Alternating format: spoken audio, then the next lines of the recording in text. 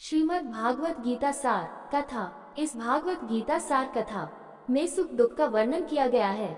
इस भागवत गीता में मानव के लिए हर अच्छे और बुरे कर्मों का वर्णन दिया गया है। दोस्तों, आप सभी चैनल को सब्सक्राइब लाइक करते हैं, जिसमें आप लोगों को कुछ नहीं मिलता, पर इस चैनल पर जीने की राह और ज्ञान भरी बातें मिलती है।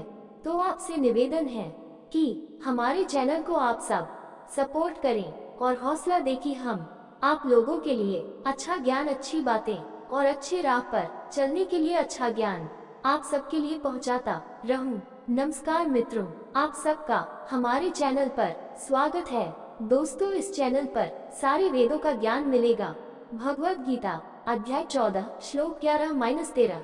सर्वद्वारेषु देहेऽस्मिन् प्रकाश उपजायते ज्ञान यदा तदा विद्याद्विवृद्धं सत्त्वमित्युत लोभ प्रवृत्तिरारम्भ कर्मणामशम् स्नेहा राजस्येतानि जायन्ते वृद्धे भरतर्षभ अप्रकाशो प्रवृत्तिश्च प्रमादो मोहश्च तमस्येतानि जायन्ते विवृद्धे कुरु नन्दन।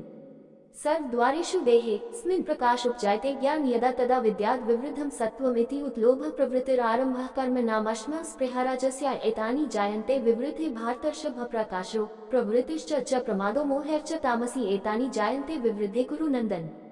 सर्व सब द्वारेषु द्वारों से देह शरीर अस्मिन इसमें प्रकाशक प्रकाश उपजायते प्रकट ज्ञानम ज्ञान यदा जब तदा तब विद्या जानो विविधम प्रबल होता है सत्व सत्व गुण इति इस प्रकार उतात निश्चय ही लोभ लोभ प्रवृत्ति क्रियाशीलता आरंभ परिश्रम कर्म नाम सकौम कर्मों के लिए आशामा बेचैनी स्पृहा लालसा राजसी रजोगुण की एतानी ये जयंते विकसित होते हैं विवृद्धे जब प्रबल होता है भरत ऋषभ भातों में श्रेष्ठ अर्जुन अप्रकाश अज्ञान अप्रवृत्ति जड़ता च तथा प्रमाद उपेक्षा मोहा मोह एव वास्तव में च भी तामसी तमोगुण एतानी ये जयंते प्रकट होते हैं विवृद्धे जब प्रबल होता है कुरु नंदन कुरुओं का आनंद अर्जुन।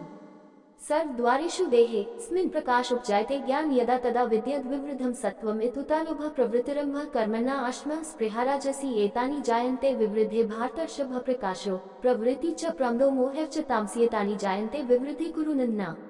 अनुवाद। जब शरीर के सभी द्वार ज्ञान से प्रकाशित हो जाते हैं तो उसे सतोगुण की अभिव्यक्ति समझो। हे अर्जुन, जब रजोगुण प्रबल होता है तो लोग सांसारिक लाभ के लिए प्रयास बेचैनी और तृष्णा के लक्षण विकसित होते हैं। हे अर्जुन, अज्ञान जड़ता प्रमाद और मोह ये तमोगुण के प्रमुख लक्षण हैं। श्री कृष्ण एक बार फिर दोहराते हैं कि कैसे तीन गुण व्यक्ति की सोच को प्रभावित करते हैं। सत्व गुण सद्गुणों के विकास और ज्ञान के प्रकाश की ओर ले जाता है।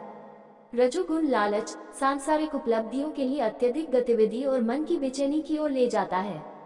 तमोगुण बुद्धि के भ्रम आलस्य और नशे और हिंसा की ओर झुकाव का परिणाम है। वास्तव में ये गुण ईश्वर और आध्यात्मिक मार्ग के प्रति हमारे दृष्टिकोण को भी प्रभावित करते हैं। उदाहरण के लिए, जब मन में सत्वगुण प्रबल हो जाता है तो हम सोचने लगते हैं, मुझे अपने गुरु से बहुत कृपा मिली है, मुझे अपनी साधना में तेजी से प्रगति करने का प्रयास करना चाहिए, क्योंकि मानव शरीर अनमोल है और इसे सांसारिक कार्यों में बर्बाद नहीं करना चाहिए। जब रजोगुण प्रबल हो जाता है तो हम सोच सकते हैं, मुझे आध्यात्मिक मार्ग पर अवश्य प्रगति करनी चाहिए, लेकिन जल्दी क्या है? वर्तमान में मुझे कई जिम्मेदारियां निभानी हैं और वे अधिक महत्वपूर्ण हैं। जब तमोगुण प्रबल हो जाता है तो हम सोच सकते हैं, मुझे वास्तव में यकीन नहीं है कि कोई ईश्वर है या नहीं, क्योंकि किसी ने भी उसे कभी नहीं देखा है। तो साधना में समय क्यों बर्बाद करना?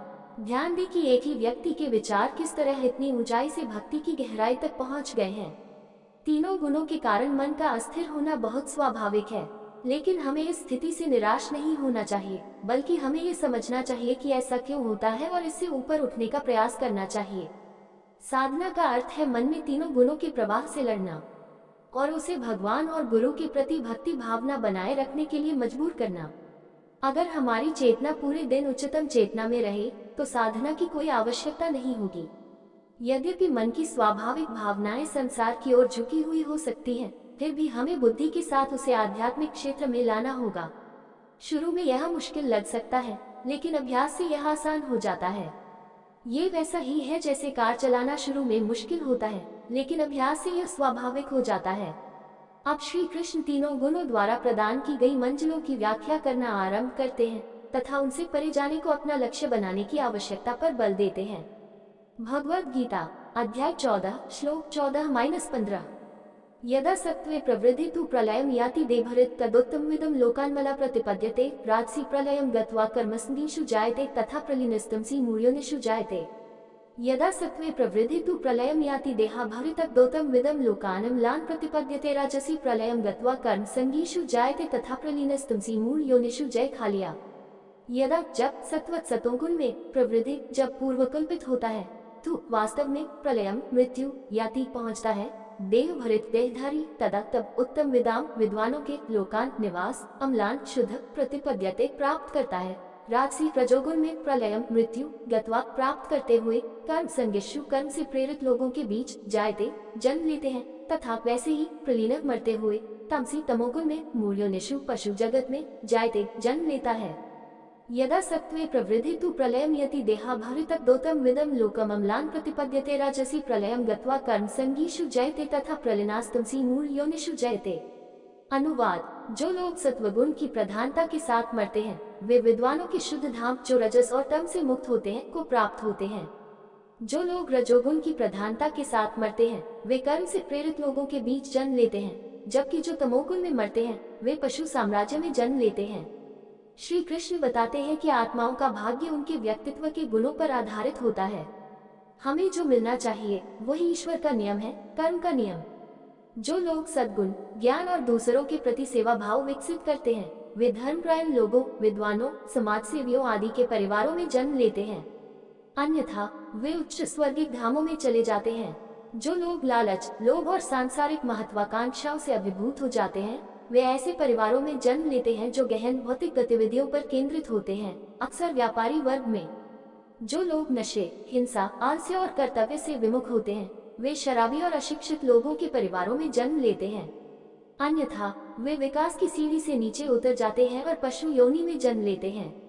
बहुत से लोग आश्चर्य करते हैं कि क्या एक बार मानव शरीर प्राप्त करने के बाद निम्न योनि में वापस जाना संभव है।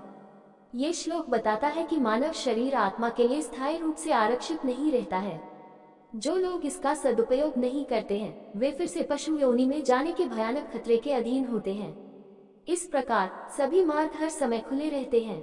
आत्मा अपने आध्यात्मिक विकास में ऊपर चढ़ सकती है, उसी स्तर पर बनी रह सकती है या यहाँ तक कि नीचे भी जा सकती है, जो उसके द्वारा अपनाए गए गुणों की तीव्रता और आवृत्ति पर आधारित है। दोस्तों, आपसे निवेदन है कि हमारे चैनल को आप लोग सपोर्ट करें। वीडियो अच्छा लगा हो तो लाइक, शेयर, सब्सक्राइब जरूर करें। धन्यवाद।